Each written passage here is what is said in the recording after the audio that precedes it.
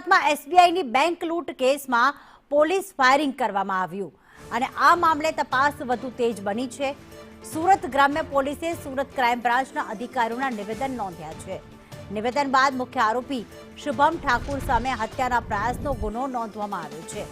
સુરતના SBI bank લૂંટ કેસમાં ફરાર અન્ય 6 આરોપીઓને ઝડપી પાડવા સુરત ક્રાઇમ બ્રાન્ચની અલગ અલગ ટીમો ઉત્તર પ્રદેશ અને બિહારમાં તપાસ ચલાવી રહી છે અને તપાસ દરમિયાન ખુલાસો થયો છે કે મુખ્ય આરોપી શુભમ ઠાકુર લૂંટના 10 દિવસ પહેલા દિલ્હીથી ફ્લાઇટ મારફતે સુરત આવ્યો હતો।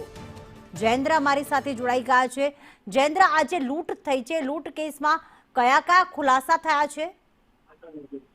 બિલકુલ, જે પ્રકારે લૂંટ થઈ હતી ત્યારે જે હાલ પકડાયેલો મુખ્ય આરોપી શુભમ અને આશરો આપનાર જે વિકાસસિંહ ઠાકુર છે તેઓ ખાસ કરીને બંને આરોપીએ પોલીસને ખૂબ જ હંફાવ્યા હતા। હાલ પણ અન્ય આરોપીઓ પોલીસથી પકડથી દૂર છે, પરંતુ હાલ સમગ્ર બાબતે એક બાદ એક જે રીતે રિમાન્ડ પોલીસે મેળવે છે 14 દિવસમાં, ત્યારે ખુલાસાઓ અલગ નવા થઈ રહ્યા છે કે આરોપી જે છે મુખ્ય આ શુભમ તે દિલ્હીથી સુરત જે છે પ્લેનમાં આવ્યો હતો અને બાકીના આરોપી બાય ટ્રેન આવ્યા હતા તેવા ખુલાસાઓ થયા છે। તે ઉપરાંત જે પૈસાની વહેંચણી છે, પૈસાની વહેંચણી ખાસ કરીને જ્યારે છૂટા સમય થયા હતા ત્યારે જ કરી દેવામાં આવી હતી અને પૈસા ખાસ કરીને જે બીજો આરોપી આશરો આપશે વિકાસ ઠાકુરના એકાઉન્ટમાં ટ્રાન્સફર કરવામાં આવ્યા હતા।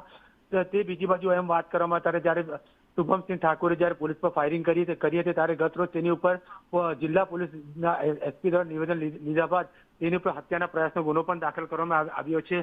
હાલ પણ ક્રાઇમ બ્રાન્ચની કુલ 6 જેટલી ટીમ અન્ય રાજ્યોમાં જે છે ધામા નાખ્યા છે અન્ય આરોપીઓને પકડવા માટે, ત્યારે આમાં અન્ય બીજા નવા ખુલાસા થઈ શકે તેવી શક્યતાઓ હાલ જોવા મળી રહી છે। જી બિલકુલ, આભાર જયેન્દ્ર। વધુ અપડેટ માટે આપના સંપર્કમાં રહીશું।